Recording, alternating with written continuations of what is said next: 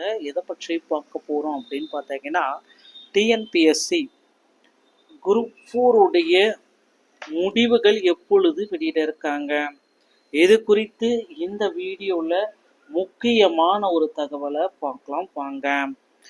டிஎன்பிஎஸ்சியை பொறுத்த வரைக்கும் முடிவுகளுக்கான நேரம் 90 நாட்களில் தேர்வு முடிச்சு வெளியிடுவோம் அப்படின்ட்டு அவங்களே அவங்க தரப்புலேருந்து பதில்களை குறிப்பிட்டாங்க. ஆனால் ரிசல்ட் வெளியீட்டில் பல விதமான தாமதங்கள், குளறுபடிகள், தேர்வில் பல குளறுபடிகள், இப்படி 1000க்கு மேலே பார்த்தீங்கன்னா டிஎன்பிஎஸ்சியில் குளறுபடிகள் நாளுக்கு நாள் நிலவை கொண்டிருக்கிறதுங்க.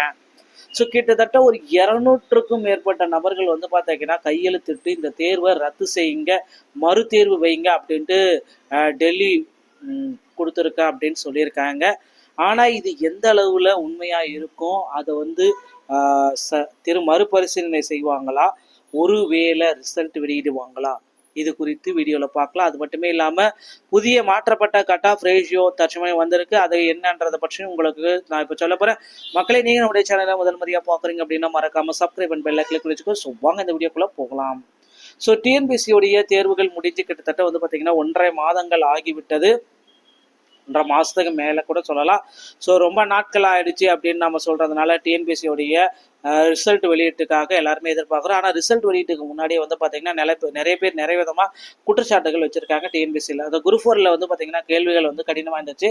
அந்த கேள்விகள் கடினமாக இருந்ததுனால யாராலையும் பார்த்தீங்கன்னா சரிவர மார்க் வாங்க முடியல. அதனால பார்த்தீங்கன்னா அந்த குரூப் 4 தேர்வை நீக்குங்க, இந்த குரூப் 4 தேர்வை ரத்து செஞ்சுட்டு மறு தேர்வு வைங்க அப்படின்ட்டு நிறைய பேர் கோரிக்கை வச்சிருக்காங்க டிஎன்பிஎஸ்சி கிட்ட. ஸோ இவர்களுடைய கோரிக்கை பார்த்தீங்கன்னா என்ன அளவுக்கு ஏற்றுக்கொள்ளப்படுமா, டிஎன்பிஎஸ்சியோடைய கோரிக்கைகள் முழுமையாக ஏற்றுக்கொள்ளப்படுமா, இது தேர்வர்கள் ஆஸ்பிரன்ஸோடைய கோரிக்கைகள் எந்த அளவுக்கு ஏற்றுக்கொள்ளப்படும், எந்த அளவுக்கு அது சாத்தியமாகும் அப்படின்ட்டு நிறைய பேர் கேட்குறாங்க. ஸோ ஆஸ்பிரன்ஸோடைய கோரிக்கைகள் வச்சிருக்காங்க, ஆனால் பட் அந்த கோரிக்கைகள் நிராகரிக்கப்படுமே தவிர ஏற்றுக்கொள்ள 0% வாய்ப்புகள் இல்லை. ஓகேங்களா, வாய்ப்புகள் இல்லவே இல்லை. ஸோ அதனால் பார்த்தீங்கன்னா நீங்கள் பார்த்தீங்கன்னா மறுதேர்வு அப்படின்ட்டு நீங்கள் யோசிக்கவே வேண்டாம். நிறைய பேர் கோச்சிங் சென்டர் எல்லாமே மறுதேர்வு வைக்குவாங்க, கவலையே படாதீங்க. நாங்கள் டெல்லி வரைக்கும் நாங்கள் பேசிட்டோம், கண்டிப்பாக இந்த எக்ஸாம் மறுதேர்வு வைப்பாங்க, நீங்கள் படித்த சிலபஸ்க்குள்ளே கொஷின்ஸ் எல்லாம் ஈஸியாக வரும் அப்படின்ட்டு சொல்லி மக்களை பார்த்தீங்கன்னா அவங்க வசம் இழுத்துட்டு இருக்காங்க. ஸோ அது பார்த்தீங்கன்னா உண்மை கிடையாது. மறுதேர்வு கோச்சிங் சென்டர் சொன்னால் மறுதேர்வு வைக்குவாங்க அப்படின்றதுக்கு சாத்தியமே இல்லை. ஸோ கோச்சிங் சென்டர் எல்லாமே பார்த்தீங்கன்னா ஒரே டார்கெட்டை நோக்கி தான் ஓடுறாங்க. எப்படியோ ஒன்று நீங்கள் பாஸ் பண்ணால் என்ன, பாஸ் பண்ணால் போனால் என்ன, நீங்கள் அவங்ககிட்ட ஒரு 15,000 கொடுத்தே ஆகணுன்ற மாதிரி ஒரு டார்கெட்டில் தான் போயிட்டுருக்காங்க கோச்சிங் சென்டர் எல்லாமே. ஸோ கோச்சிங் சென்டரை நம்பி நீங்கள் ஏமாற வேண்டாம், ஓகேங்களா. ஸோ நான் குரூப் 4ல் எங்கள் கோச்சிங் சென்டரில் படித்தவங்க 180 மார்க் டாப்பில் இருக்காங்க அப்படின்னு சொன்னாலும் நீங்கள் நம்பவே வேண்டாம். உள்ளே போய் பார்த்தாலும் ஒரு 500 ஃபோட்டோ ஒட்டி வச்சுருப்பாங்க, அது மாதிரி ஓட்டினாலும் நீங்கள் நம்பவே வேண்டாம். அதெல்லாம் நீங்கள் எல்லாமே பார்த்துருப்பீங்க, எல்லாமே ஏஐ கிரியேஷன் வீடியோன்னு கூட நம்ம நினச்சிக்கலாம்.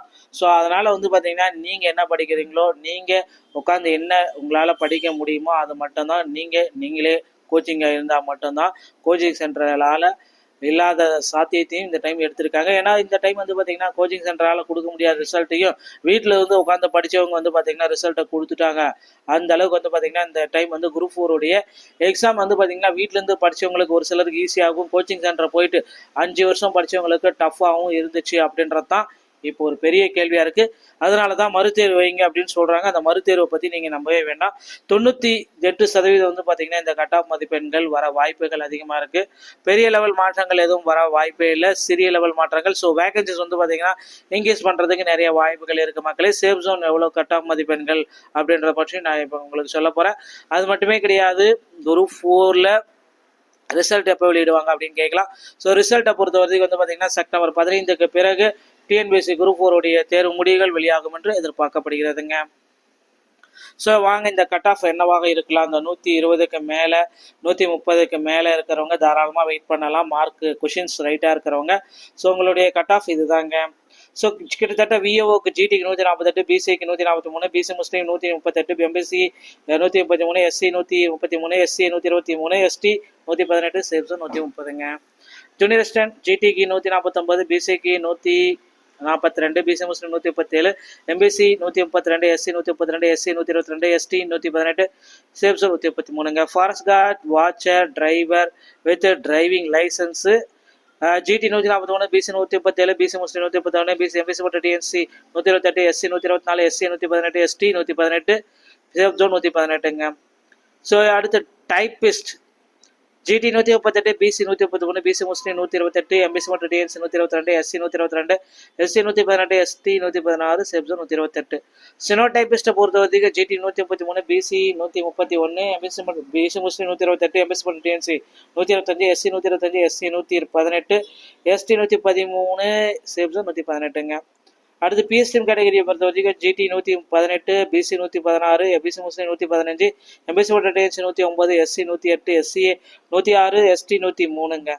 அது எக்ஸர்வீஸ்மென், டிரான்ஜெண்டர், டிஸ்ட்ரிபியூட்டோ, என்சிசி, ஸ்போர்ட்ஸ் இந்த மாதிரி ஜிடிக்கு 116, பிசிக்கு 113, எம்பிசிக்கு 108, 108, எஸ்சிக்கு 104, எஸ்சிஏக்கு 103, எஸ்டிக்கு 103, சேஃப் ஜோன் அப்படி பார்க்குறப்ப வெறும் 105லேருந்து 103 எடுத்தாலே உங்களால் சேஃப் ஜோன் இருக்க முடியும். இந்த கட் ஆஃப் மதிப்பெண்கள் வந்து பார்த்தீங்கன்னா சிறிதளவு மாற்றங்களுக்கு உட்படுமே தவிர பெரிய மாற்றங்கள் நிகழ வாய்ப்புகளே கிடையாது. ஸோ டிஎன்பிஎஸ்சியோடைய ரிசல்ட் தயாராகி கொண்டே இருக்கிறது. உங்களை நீங்கள் தயார்படுத்திக் கொள்ளுங்கள், சான்றிதழ்களை எடுத்து வச்சுக்கோங்க.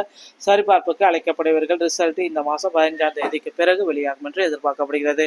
டிஎன்பிஎஸ்சி சொந்தமான செய்திகள் அனைத்து உடனுக்குடன் நீங்கள் நம்முடைய சேனலுடைய மீண்டும் ஒரு நல்ல தகவலோடு நான் உங்களை சந்திக்கிறேன். நன்றி, வணக்கம், தேங்க்யூ.